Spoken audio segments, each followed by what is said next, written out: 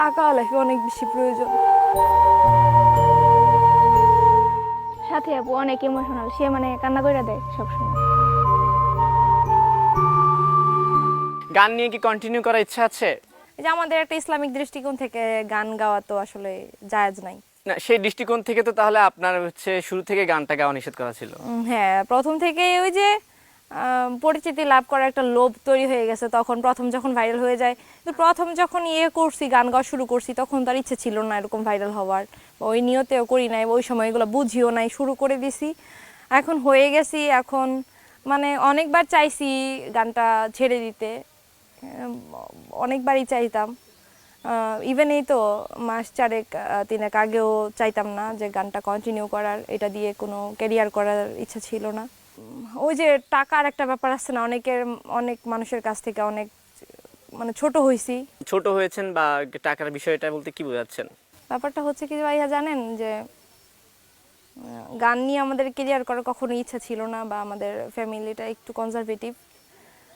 তবে আপনারা তো অলরেডি সবাই জানে যে ফার্স্টে আমার একটা ডিভোর্স হয়েছিল, আমার একটা মেয়ে আছে।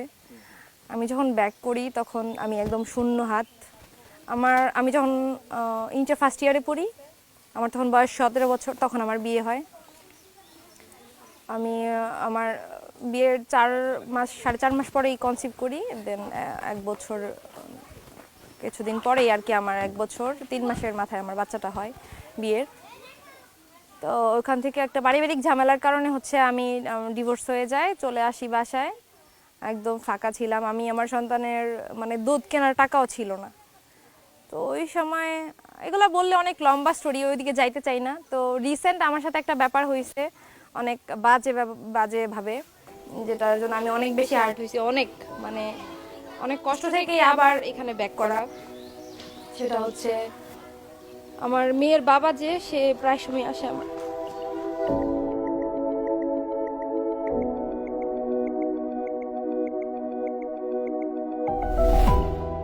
সাথী আপু অনেক ইমোশনাল, সে মানে কান্না করে দেয় সবসময়।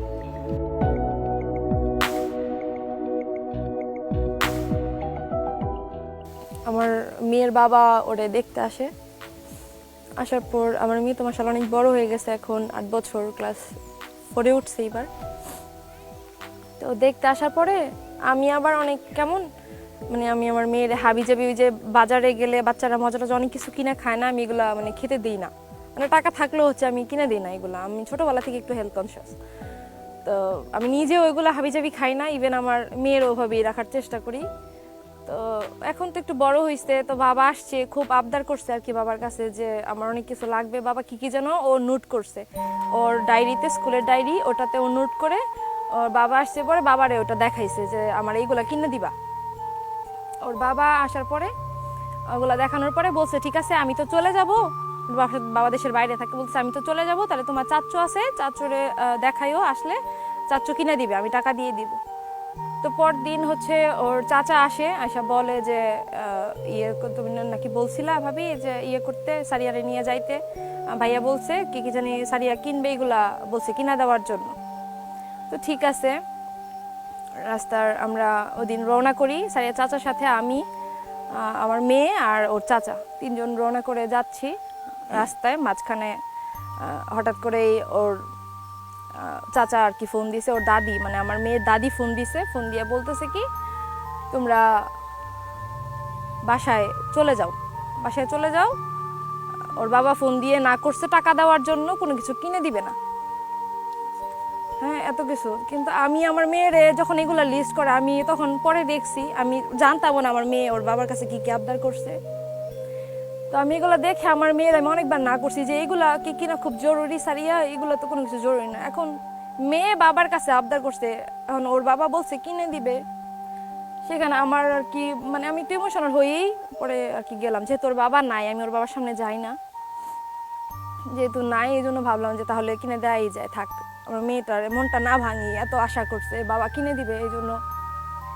তো মাঝ রাস্তায় যাওয়ার পরে ওর দাদি ফোন দিয়ে বলতেছে কি তোমরা চলে যাও, টাকা দিবে না, না করছে এগুলো কিনে দিবে না কিছু।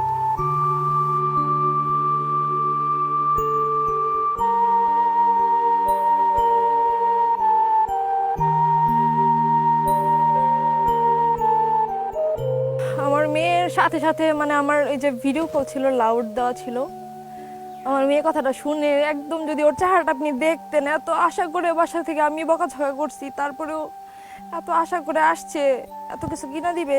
তো সব সময় ওরা বুঝাই দিছে না, টাকা অনেক প্রয়োজন লাইফে, টাকা না হলে কিছু না। পরে আমি আমার মেয়েরে নিয়ে যাই, দেন আমি আমার সাধ্যের মধ্যে যা যা ওরা কিনা দেওয়া লাগে। কিন্তু আমার ওই সময় মনে হয়েছে যে টাকা লাইফে অনেক বেশি প্রয়োজন।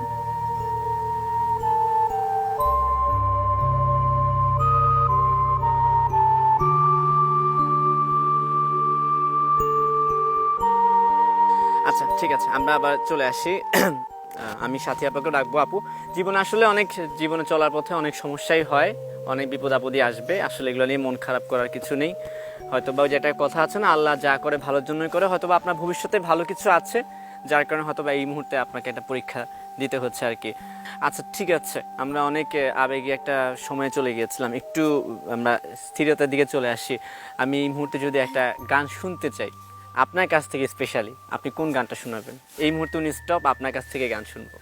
আমারে ভালোবাসা জানি গো তোমার, ক্ষণিকের ভালো লাগা ফুল।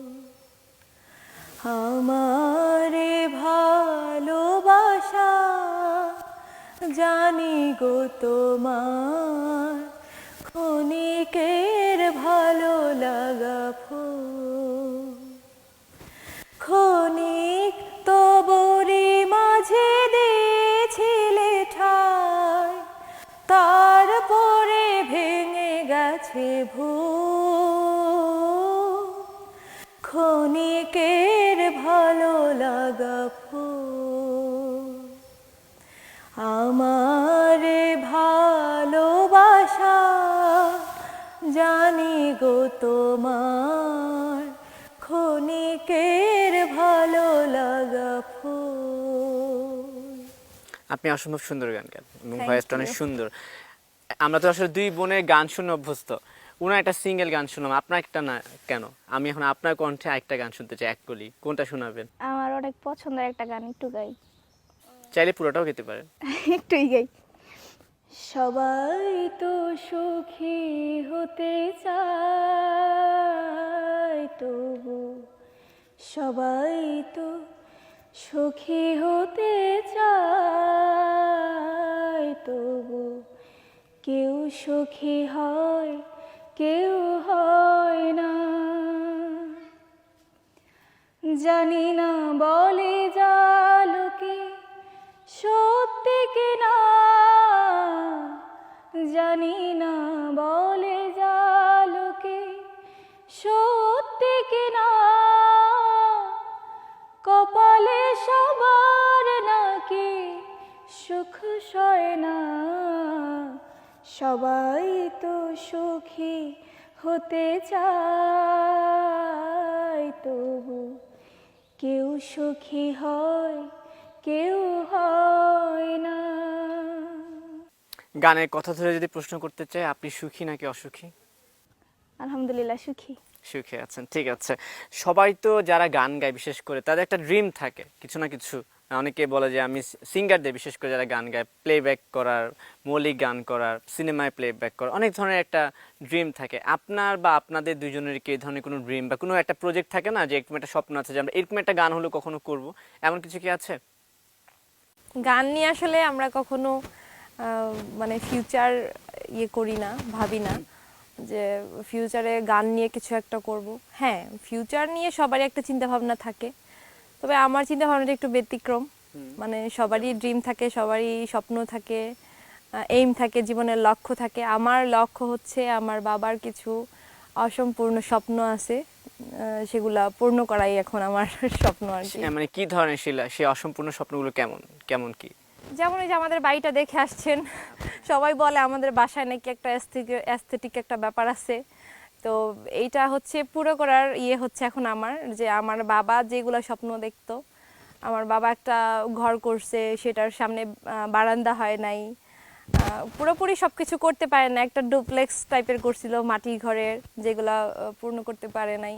তো মাঝপথে এসে থেমে গেছে। তো এগুলাই পূর্ণ করার এখন হচ্ছে আমার স্বপ্ন, যে এইগুলো সবকিছু একদিন ঠিকঠাক করে দেব। আর আপনার স্বপ্ন কি তাহলে? আপনি কি পূর্ণ করতে চান? এইগুলাই আপনার সেম স্বপ্ন, দুজনে এক স্বপ্ন পূরণ করলে তো সমস্যা, দুজনে দুইটা স্বপ্ন পূরণ করলে একসাথেই ভালো তো হবে। করতেছি। একসাথে করছেন। যাই হোক, আমরা অনেক আড্ডা দিয়েছি, গান শুনেছি, অনেক আবেগঘন পরিবেশের সৃষ্টি হয়েছে। শেষমেশ বলতে চাই, কিছু মানুষ আপনাদের দুজনকে অবশ্যই ভালোবাসে, তাই না? কিছু মানুষ সমালোচনা করলেও অনেক ভালোবাসে। আবার ওই যে একটু আগে বলছিলাম যে আসলে পর্দার হাসি খুশি মুখের পেছনে অনেক গল্প থাকে, যেগুলো মানুষ জানে না, হয়তো আজকে জেনে গেল। তো সেক্ষেত্রে প্রথমে আপনার কাছে, তারপর আপনার কাছ থেকে জানতে যে যারা আপনাদেরকে ভালোবাসে, সেই ভালোবাসার মানুষদের জন্য যদি কিছু বলার থাকে, তাহলে সোজা ক্যামেরায় বলতে পারে। ভালোবাসার মানুষদের জন্য সবসময় অনেক ভালোবাসা, আমার অন্তরের অন্তঃস্থল থেকে সবসময় ওদের প্রতি আমি কৃতজ্ঞ। কারণ ওরা ভালো না বাসলে আজ আমি সাথী হতাম না, বা আপনারাও আসতেন না আমাদের সাক্ষাৎকার নিতে। সবার প্রতি আমি অনেক বেশি কৃতজ্ঞ, যারা আমাদেরকে ভালোবাসছেন, এতদিন ধরে ভালোবাসা দিয়ে গেছেন। আমিও আপনাদের প্রতি অনেক অনেক ভালোবাসা নিবেদন করছি। ভালোবাসা সবসময় অন্তরেই রাখবেন আমাদের জন্য।